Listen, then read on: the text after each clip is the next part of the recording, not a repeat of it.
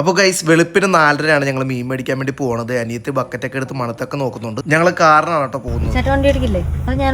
ATM നിന്ന് പൈസയൊക്കെ എടുത്ത് നേരെ ഹാർബറിലെത്തി. ഇവിടുന്ന് പാസ് എടുത്തെങ്കിലേ അകത്തേക്ക് പാസ് ചെയ്യാൻ പറ്റും. ഹായ്, നല്ല ചായക്കട. അങ്ങനെ ഞങ്ങൾ ഹാർബറിലെത്തിയിരിക്കുകയാണ് ഗൈസ്.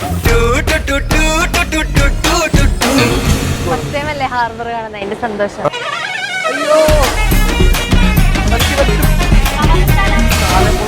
അകത്തേക്ക് കയറിയത് ഒരുപാട് മീനുകളൊക്കെ കണ്ടിട്ടത് കുറെ എണ്ണത്തിന് പേരൊക്കെ ഇട്ട് വെച്ചിട്ടുണ്ട്. HY. പിന്നെ കൂടുതലും കേരയായിരുന്നു നമുക്ക് ഈ പ്രാവശ്യം ബോട്ടുകാർക്ക് കിട്ടിയത്. പിന്നെ കിളിമീൻ ഉണ്ടായിരുന്നു. പിന്നെ ഇത് കിളിമീൻ തന്നെയാണെന്ന് എനിക്ക് ഉറപ്പൊന്നും ഇല്ല കേട്ടോ. വീഡിയോ എടുക്കുന്ന കണ്ടു കഴിഞ്ഞപ്പോൾ ഒരു ചേട്ടൻ പറഞ്ഞു പുള്ളിനും കൂടി വീഡിയോ എടുക്കും. കേര മേടിച്ചേക്കാന്ന് വിചാരിച്ചു. ആ ചെറുതെടുത്താൽ മതി എന്ന് പറഞ്ഞു.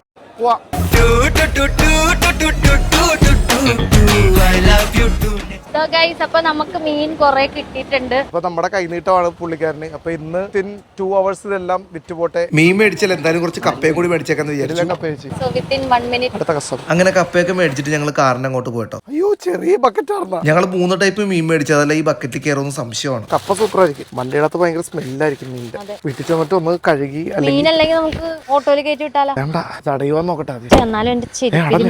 അപ്പൊ അധ്വാനിക്കുന്ന ജനസമൂഹം ഞങ്ങള് മീനൊക്കെ മേടിച്ച് സെറ്റായി നേരെ ഇനി വീട്ടിലേക്ക് പോവാണ്. നല്ലൊരു എക്സ്പീരിയൻസ് ആയിരുന്നു. ഞാൻ അപ്പന്റെ കൂടെ ഒരു 10 വർഷം മുന്നേ ഇവിടെ വന്നിട്ടുണ്ട്. പക്ഷെ അപ്പന് ഫ്രീ ആയിരുന്നു മീനൊക്കെ എല്ലാം. കാരണം അപ്പൻ പണ്ട് ഫിഷിംഗ് ബോട്ടിലെ സ്രാങ്ക് ആയിരുന്നു, ക്യാപ്റ്റൻ എന്നൊക്കെ വേണമെങ്കിൽ പറയാം. അപ്പൊ ആ സമയത്ത് അവിടെ വന്ന് ചേട്ടാ അതൊന്ന് ഇട്ട് നോക്കി. എന്റെ അപ്പം സ്രാങ്ക് ആയിരുന്നു.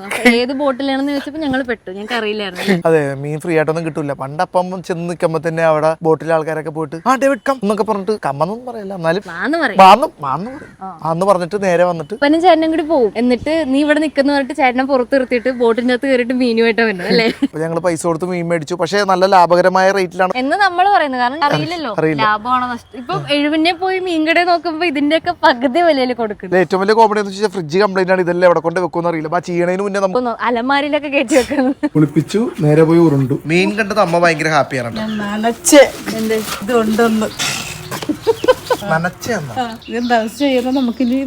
അങ്ങനെ 10 വർഷം മുന്നേ ഉള്ള പാത്രങ്ങളൊക്കെ എല്ലാം പുറത്തിറക്കി. പഴയ പാത്രമൊക്കെ ഇറക്കുള്ളൂ. പാത്രങ്ങളെ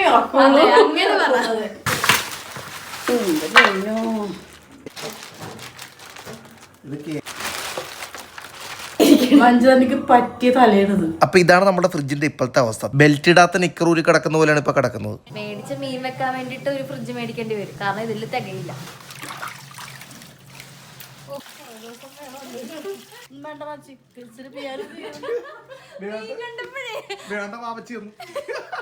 ഈ പാത്രം വിഷന്റെ പ്രായമാണ്.